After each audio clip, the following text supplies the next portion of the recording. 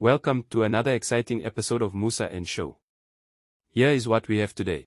Kule insuku ezedlule sibonile ukuthi kunekhansela le-EFF eliresignile ku-EFF laselojoyina i-Democratic Alliance.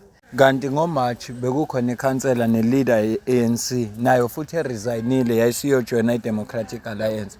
Okungukuthi i-Democratic Alliance shuthi-ke yona i-recruiter ama-leaders mangabe ye-recruiter.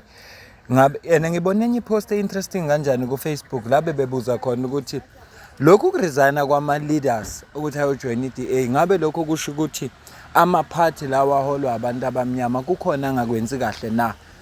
Ulalela kodwa inkulumo eshuwo elaba basuke beresigna kune-statement nje esipostwe laba be-DA ngakhulukazi yona imeya lo ibona la ku-screen sakho lapho beveza khona isizathu esenza ukuthi agcine eshiya ku-EFF kodwa akhethe ukuyojoyina i-Democratic Alliance. Ngizosifunda i-statement sakhona ngoba ngifisa ukufunda sona ngoba ngicabanga ukuthi siyona sizathu sangempela esenza ukuthi ashiye ku-EFF ayojoyina i-Democratic Alliance. EFF ke kule unyaka ophelile nakulo nyaka isilahlekelwa ngama-leaders. Kuresign uFloyd Shivambu, kwaphuma u-Advocate Dalimpofu, kwaphuma uMbuyiseni Ndlozi, bese kuphuma le council. Ama-leaders lawa we-EFF noma laba abanye ke bengayichazanga izinye izathu noma lona ke usichazile isizathu sakhe.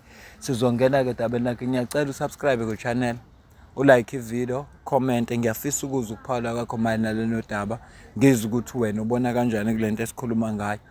Ngiyawujabula kakhulu ukuzwa ukuthi wena ubona kanjani. Ungasupporta ngokujoin i-membership yale channel. Iqala nje ku-R40 ngenyanga kuya phezulu. Kuno join la on your bottom right.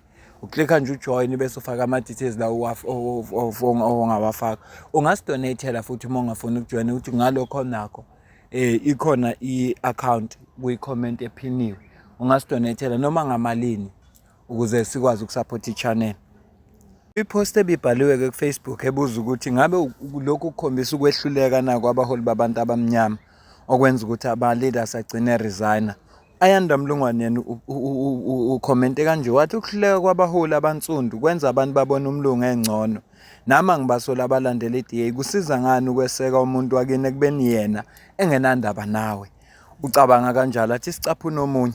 Ukhali Asanda yena uthi nalamaqembu abohlanga awukho nje umsebenzi wawo kunalokho bazinothisa bona nezingane zabo noshomi babo. Uqhubekile nomunye uDonda Sijobe wakhomenta kanjena uthi singazikhohlisa nje ngoba thina bohlanga vele sikukhonzile ukuzikhohlisa ngeke abelungu basenzele lutho size basithanda bekwazi ukusebenzisa laba bohlanga ukuthi basicindezele bebafuhlele ngemali ukuze basinyathele futhi impela siyohlakanipha angazi kuyobe kwenzekeni. Ama-comment wabantu ke labo bezisana bekhipha nawo ama-comment wabo beveza imibono yabo kodwa uyehlukene ngoba abanye nje njengalo gcinile ukholela ukuthi abelungu bayabayuza laba babayuza ngoba befuna ukufinyelela kubantu abamnyama kodwa laba abanye bathi cha abantu abamnyama bahlulekile ukusenzela iqiniso ngaleso sizathu abelungu sibona kuyibo abangathi bangasenzela okungcono.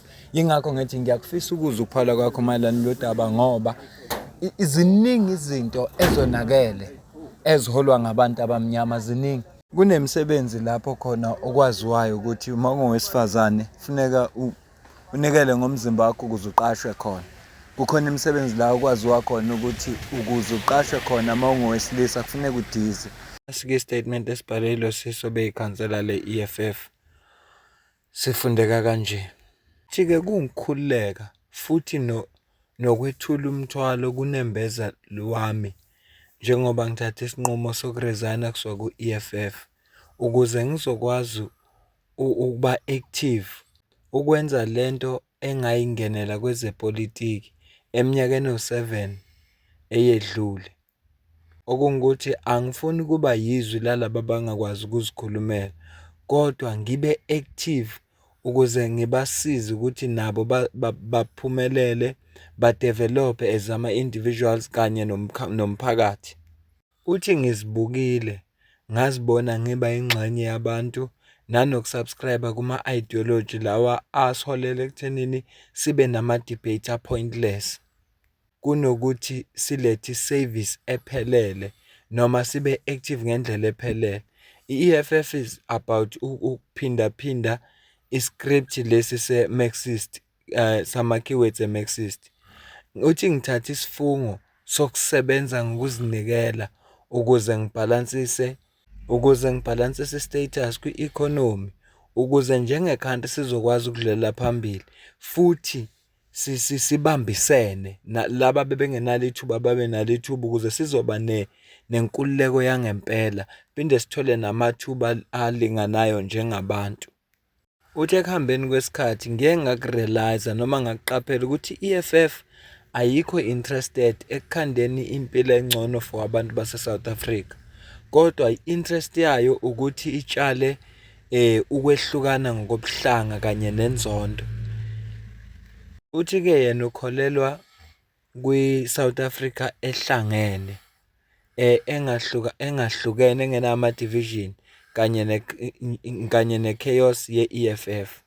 Uthi the more i-approach yami kanye nama-values noma izinto akholelwa kuzo bezingatshazwa enemibuzo eminingi, ilapho aqaphele khona ukuthi cha, yena ama-values wakhe kanye nama-principles wakhe yilawa ahambisana ngqo nawe-Democratic Alliance, futhi uyakholelwa futhi uyizwa ngaphakathi ukuthi i-DA i-organization lena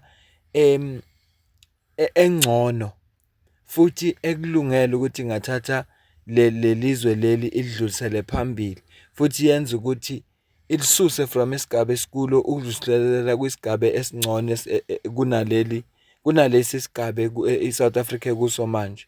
Uthi ngikuqaphelile ukuthi basebenza kangakanani ukuze balethe abantu babe nama-basic rights, izinto lezi ngama-basic rights zabantu bazithole. Uthi futhi ngibonile ukuthi bazikhandla kangakanani ukuze badilive for abantu abahluphekile nge-support encane nje ye-state, lesi esifile, kodwa iyazama i-DA ukuthi silungise ngoba lesimo lesi samoshwa i-apartheid ngaphansi futhi kwe-rule ye-ANC siphinde samosheka. Uthi-ke i-DA iyona kuphela la e-South Africa ezolekelela i-economy ukuthi ikhuphuke, kube ne-economic freedom ngesikhathi sethu. Yisona statement lesi esibhalwe usisi lo obeka ikhansela le-E_F_F. Yabona iphathi efika ngithusa kakhulu ukuthi lathi ukuqaphelile ukuthi i-E_F_F ayikho interested ukukhanda ikusasa elingcono for abantu base-South Africa, kodwa ilapha ukuthi itshale ukwehlukanyana nenzondo.